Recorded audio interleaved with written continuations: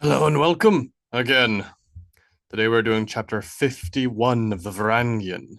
We're getting close to the end now, so things are getting quite exciting. And I would like to thank you again for joining me. So, chapter 51, 1065. Fitbjorn knelt in the dust. He felt numb, unable even to think. Members of his crew all worked around him, not troubling his mind with anything and only letting him be. It was all a result of the Battle of Nissau. Everything that unfolded was downstream of that day. Svein the Danelander and Håkon Ivarsson, Fitbjorn's oath to the Danes, Harald's anger and mad dash south. Everything here was led here from that day. Though victory at Nissau was Harald's, there were many who said that it was Håkon Ivarsson who should be called the true hero of that day. His brave fighting at every point needed, and his brilliant sailing had been pivotal to the victory won there. This, of course, infuriated Harold, who was already in a disappointed state for not having been able to capture Svein. The idea of another being given any credit for the miracle of his victory was more than he could bear. Fitbjorn had known nothing of this, though. When he and the crew of the Brynolf returned to the farming village of the Niels family, he'd had to tell his Danish warriors what a victory was done over their kin. This led him to relent his victorious ardor and made one final oath on his arm ring that he would never again slay a Dane. This he swore to his brothers of the ship before the rest of the crew. That oath being made now bound him never to kill a Swede, a Norse, or a Dane, lest he never enter into Valhall. All this culminated in him only being able to take his ship and raid the English.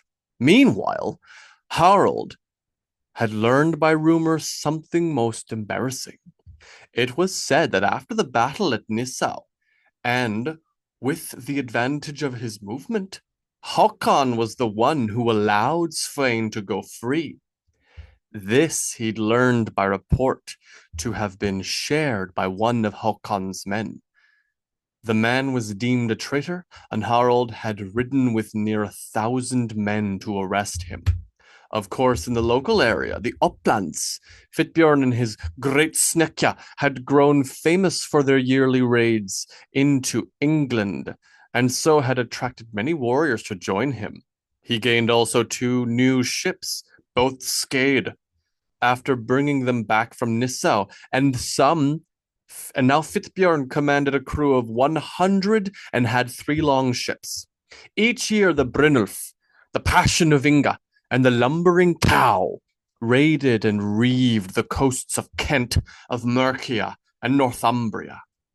As often as they could, they made certain to raid where they knew that Tostig ruled as Earl. Get some wood together, Ragnar said. It'll be rain soon and we'll want some protection for it. What should we do for cover? Asked Gisle. Canvas. Use the sails and the spears. You ken well that this place can be like when the rain wants to fall in earnest. Niels, of course, had stayed home with his father and sister. The raiding had been getting harder on his right hand. The ache of the cold and the waters made it a struggle each year just to work the rigging of the ship, which of course he wouldn't let himself not help with. The man had known his days of raiding and adventure were over. He'd collected enough of a hoard not to have to worry himself ever again, but all knew that fighting was in his blood. They all knew he would spend what days he had left telling tales of his long life and the wondrous voyages he'd been a part of. Harold and his army had come to the lands that were controlled by the traitor Håkon and demanded his presence be known. But when they went to his home, they found only his household guard and the villagers around that tended the crops. Hakon must have had informants himself, and his absence sent the king into a wild rage. When the people of his house could not produce their lord, he had them all slaughtered and the whole place burned down. What he did next was far less violent, and yet sent a shock throughout the kingdom. Harold sent his men out into the uplands and demanded a tax be levied. The people would pay for their lord's conduct. They would be made to obey their king. Yet what occurred as a result he could not have predicted. The people of the uplands refused to pay and instead started an open revolt of his rule. Harold had already gone to Sweden, though, to pursue Hakon and waged a small war there. At that time, summer approached and tensions continued to smolder with Svein, king of the Danes. As loath as he was to ever admit or allow a defeat, Harold signed an unconditional peace that ended a war nearly 20 years old. Find good timber, anything that might be left of it, and search out in the forest. Ragnar looked up as the drops of rain started to increase. Get the tents made. You want to be dry tonight, and unload any cargo that'll keep us warm. Methinks this'll be a long and cold night. Nothing to speak of the winter to come. After Harold had finally destroyed the young Hakon, his attentions were forced to return to the west, to his kingdom. He'd prosecuted a war in a foreign country and didn't want to enrage Jacob Anund. He quit Sweden and returned to the rebellious uplands and started to burn. Anywhere that resistance was met or remembered felt the sharpened might of the old king. His rampage across the uplands was ruthless. He burned down farmsteads and stole the people's crops. He erected new homes and had his men inhabit them to produce more a harvest for the next year. The whole affair enriched himself and the kingdom at the expense of the people who lived there. Thitbjorn felt the cold rain falling on him and didn't care. The valley where Niels and his family had lived was a burned ruin. By their estimations, it was all burned down a month ago or more. Charred and rotting corpses lay everywhere, and none could discern anyone among the bodies. Why? Why did this have to be? Odin, your trusting of fate only ever worked for yourself. Why could not this one time you make an exception for these people? He thought of Sidun, beautiful and bright Sidun, so lovely and so kind, able to lift his Hugo from wherever it was. She lay dead out here, somewhere, slain by Harold's men. The houses were all burned. What was left of those stores were taken for the king's tax. Niels dead too, all of them dead. Logs were felled from the forests, beams cut from the trunks. The canvas sails were laid over them to make large shelters, and the warrior sailors of Fitbjorn's crew began to bury into the bottom edges to keep as much warmth in as possible. The first shelter they put up was laden with all the food, water, and bedding to keep it out of the rain. The second shelter, the larger, they would reserve for sleeping quarters. Many others had smaller canvas tarps to make a tent for the night, and by the time the darkness came, they were a large raiders' camp. Fires were made, food was cut and served, and much drink was passed around. The mood could not be lifted. The Hugur of a whole army lay dour and weakened to see what had become of their beloved home, shattered and burned thus. That night they had a fire, a big fire. Each felt immensely the need to burn away the ghosts. No one wanted to talk, but among all of them, each had said at least something. But for Fitbjorn, from the moment the ships were near enough to see the devastation that had been made, he'd not uttered a single sound, none of grief, none of anger.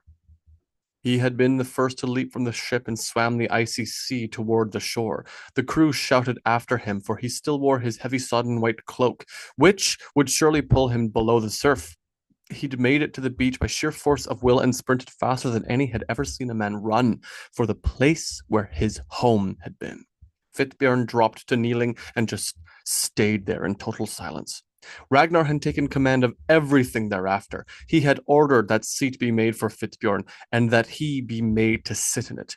They'd given him food, drink. He'd accepted both, but didn't intake anything. He sat there still, staring into the roaring fire, eyes seeing nothing apparently. What are we now? Ilya asked in his Slavic accent. Harold will want to ask questions of us if we are found here. Aye, it may do that we need to sail far north and pretend we've newt to do at this place. There's nothing for us here any longer. Are you saying we leave tomorrow? Asked Stephen the Dane. He had been the most saddened by the slaughter at Nissau, though he'd forgiven Fitbjorn eventually. Nay, the winter is going to drop upon us quickly, and the waters will close with ice soon.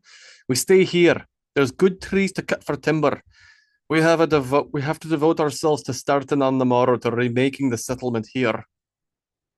But what if the king's men returns? Asked Gisle. She sat by Ragnar's side and had a hand on his arm. To where? A burned down village. What would they be looking for? If for any reason we need to answer for our presence here, we are but raiders who found a place to make winter and didn't know what had happened. He shrugged. It seems like a thin excuse, Skadhild said. She sat with her legs stretched out straight, as she'd often done since the arrow wound at Nissau. I really don't think we're going to need an excuse. What's more, if they want to make us any trouble, well, we're a strong band of warriors under heavy arm and dinna worry for it now. We need to fight. We will, and then we'll leave. Leave how, if the ice sheets have come? Canute asked. Leave by land and make for Onslow. They took our horses, Skadhild remarked. Ragnar sighed. Took the store as well, did they just? We will hunt if we have to. We will have some provisions, those grain sacks we found from England. And the cheese, Stephen said.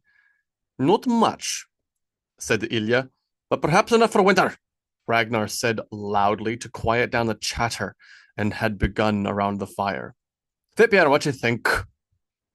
All I want to do is kill him. Hear, hear, a man named Ulf said in agreement. Aye, to the death of a fucking king, said Canute. They all raised their cups. To the death of the king, and watching the white bear cut off his head. Moment of destiny, Fitbjorn muttered, too quiet for any to hear. How many would even want another season of sailing? There are times, oftentimes, I yearn for Miklagard, the place of my youth after the Scotland, of course.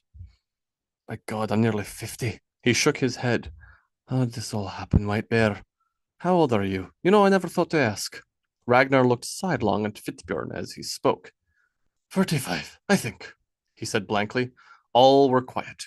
Information out of their mysterious leader was far more rare than they could bear to waste. I near me own. And, come on, laddie. It's been nigh on, what, 25 years we've known each other. I ken it's a strange point for ye, and I've heard all your excuses too many times, but why don't you tell us your name? Doesn't it have to be your family name? Just something. Why the hell does it matter?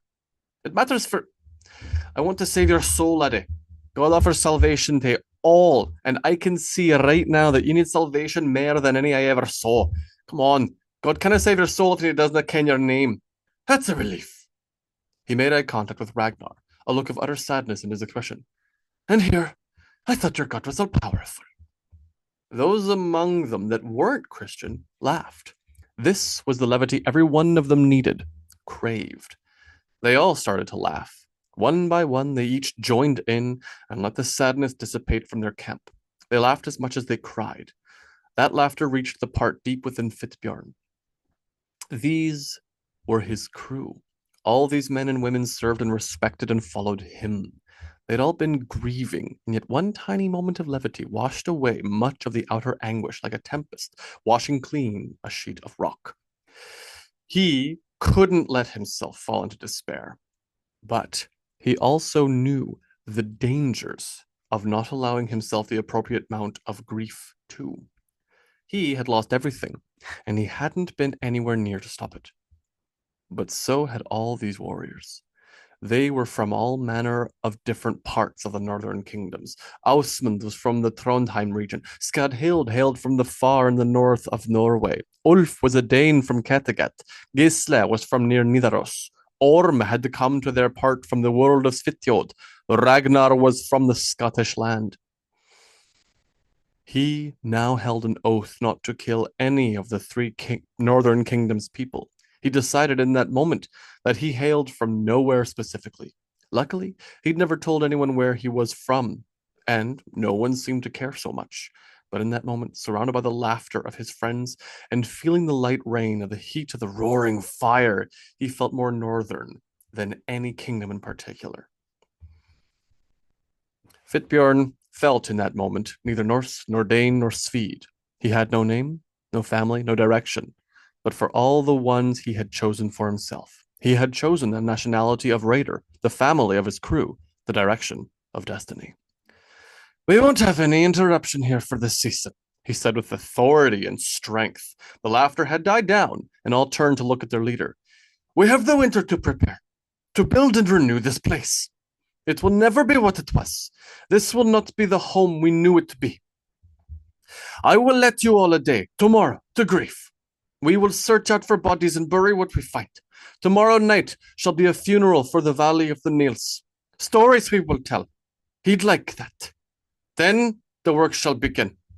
Firstly, we need more food. Hunting parties will be sent and game trapped for curing. We also need to secure the river near the mountain slope there. Finally, I will not weather a winter here without a steam house. The crew started to laugh again. That thing was a portion of Ausgard, come to this well. I can withstand any winter so long as I am able to sit in the warmth and comfort offered therein. You all shall build for me a steaming hut. In fact, you shall build many. This is what we will need to survive this place for a season. And what shall we do tonight? Ulf asked. What we are doing. We sit and drink and sleep out of the rain. I want to be assured that everyone is somewhere dry to sleep. I will be the last accommodated to make sure of it. This part, he muttered to himself.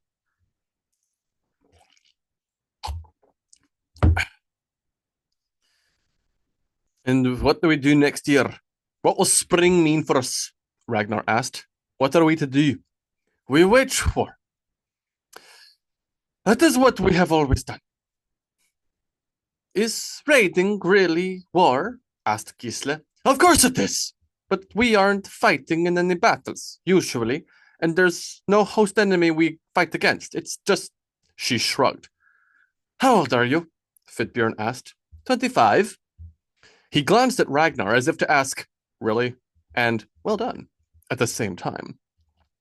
What stories do we tell of war? He asked. Niels and I noticed this a long time ago.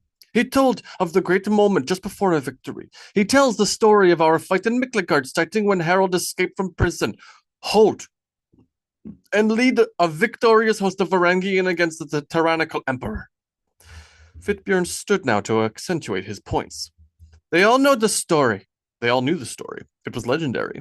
At first, the Varangian were all concerned with quelling the rioters and putting a stop to a brewing revolt in the heart of the East Roman Empire. And then Harold arrived and gave one command, and they all turned their swords and shields around. Those that had acted as guards to protect the palace now stormed it and sacked the place. Then he tells of the cutting off the emperor's balls, eyes and testicles. They all laughed lightly. But that was a fight in the city. What about the Battle of the Sicilian Castles? There, we found much with the Italians. I know that Niels tells of Harold standing in the open doorway after revealing that he was not dead, as the enemy all thought. He tells of breaking up through the floor of the banquet hall and fighting the terrified people as we ate their own feast. More laughter. But the lesser moments he does not tell of, when we were all in the forest before the castle, each of us silently dreading a nighttime attack, thinking we might meet our end by an arrow shot from an unseen Sicilian, no battle to be had or enemy to be revenged. This fate filled them all with fear. He tells not of the quiet times in the Mediterranean Sea. When I would rise early and see, I was the only one awake before the centuries. He and I often rose together and watched the sun creep up in the distance. Quietly would Niels and I share breakfast as the sun rose, for no one else but we two friends. Such things rarely are told in the stories, but they are a part of war. You say that raiding isn't a part of war? It's the main part of war. You say we have no real enemy. We are at war with the world, Gisle. That is what it means to be a raider, especially one of mine. He sat then. Ho, ho, ho, ho, ho. His warriors responded, stamping their feet on the ground. That is what it always felt like in the service of the Emperor. Ever will I think of those times as our war on the world. There were many who fought with me. Olaf, Harold, Nathan the Arnalander and his son, Stephanos, he said with a smile, and Ragnar raised a cup. Aye, Steffi the cow. He laughed to himself. Eifert and Derek, Sven that mountain. He shook his head.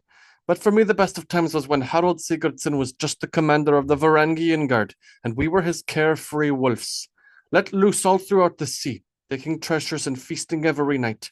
Me, Hafald, Inga, Bodil, Ragnar here, and Niels. Those were the best days of my life. I learned more there than anywhere or any time else. Every memory from those times are fondly visited when I lay down for rest. Why didn't you tell him about the time we stole a ship? When we was off the coast of Africa, Ragnar said with a huge grin, tears forming in his eyes. Fitbjorn grinned back. You what? Asked Ulf. No, wait, Fitbjorn said, putting up a hand. You have to tell us that. Where is Africa? Asked Gisle, leaning her head onto Ragnar's shoulder. It isn't exactly like that. Oh, go on now, said Stephen. Tell us what happened then. They were all laughing along with him. This felt good, being surrounded by smiling and laughing friends, people who wanted nothing from him but his leadership, the heaviest thing they could ask. In many of the early days, there was much freedom for our moving. Harold was still young and only just arriving in Miklagard and taking a command there. He'd been in Miklagard 5 years already by the time I arrived there, in about 1040. God, we were young, Ragnar said. You were a fresh-faced whelp now I look back, but you always had the look of a man you'd become. I never have ascribed young to ye, laddie, even looking back. I was 18 when I first came to Miklagard. We were all sent out raiding in Harold's forces the next day. That was when I first saw you, though we wouldn't meet for some time more. Aye, laddie. Aye, it was.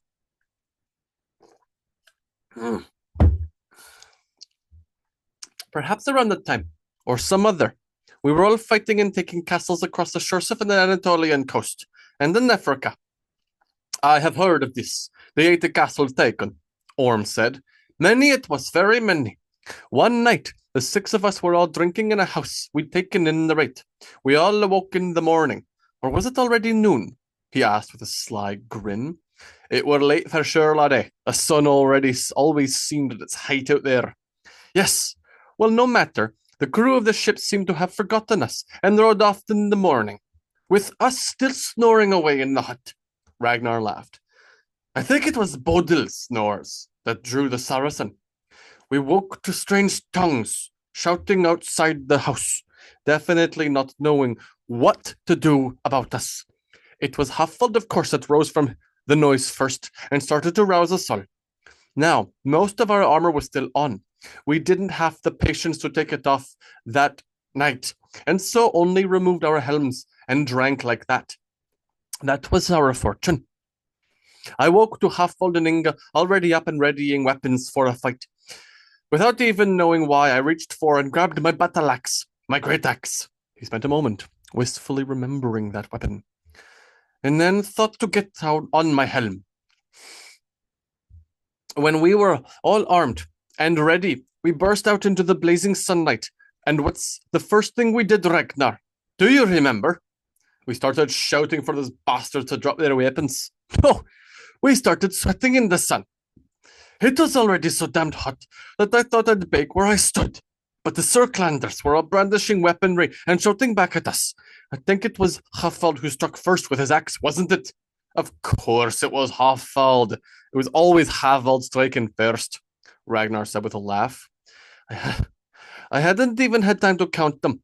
But when I did, I saw them to be about twice our number and all around us. Not a good place to be, so Bodil shouts, "To the water!" And we all decide that that's a great idea. Our blades turn left, and we push for the shoreline there. Hafald's axe had struck down already a man, and we made to push through that hole. This, what's best, is that with our aggression and moment, we managed to slow their response. Let that be a lesson for all of you listening. Act first, act violent, do not relent, and do not back away. Stand firm and stay strong. That is how you face a force of greater size. I had to swing wildly at our back with the great reach of my axe to keep them from rushing us, but that was helped by their stunned moment, and so we raced away. They quickly rallied their minds and rushed after us, and then, when we get to the beach, what did we see? Ragnar sighed and put his thumb and forefingers to his eyes. A fucking dinghy. A rowboat of the shittiest make I ever saw. And it was all that was left. Our ship. I saw our longships out to the sea already, though they hadn't put to sail yet, so there was time. We'd have been safer on shore with the remaining enemy, Ragnar argued, through a laugh. Fine, but that's not what happened. We all jumped onto the boat and pushed away from the sand as fast as we could. And as soon as I saw the beach going away from us, I thought we were going to sink. We did sink, Ragnar added helpfully, and everyone laughed. Not yet. Wait, not yet. We left the beach behind and rowed as well we could. The water was almost up past the ridge of the site, although it was often sloughing over. When we finally, he said, putting up his finger to forestall Ragnar, who tried to interrupt. When we reached the ship, the rest of the sailing Varangian were all laughing themselves silly. Somehow, a small boat managed to hold us all the way for as long as we did, and only just climbed aboard the longship. When we were all aboard, soaked through and panting in exhaustion for the rushing, we were able only just to see the boat we'd come out of sinking down under the waves. Everyone laughed along with the story as he told it, and many were cheering now for him. I were talking about the time we stole the ship and had to get over the chain. Oh, that time! That was a different story completely. He continued into the night. They all did. Together. End of chapter 51. Sorry, the energy has gotten quite sad, but such is life. I really enjoyed reading through the sagas of Harold and finding out all the things that went on in his rule and conquest, and taking the opportunity to make his horrible wars into the uplands part of it. Terribly interesting. And I do hope you all forgive me for the deaths of those characters. I loved them more than you can imagine. So here's to them.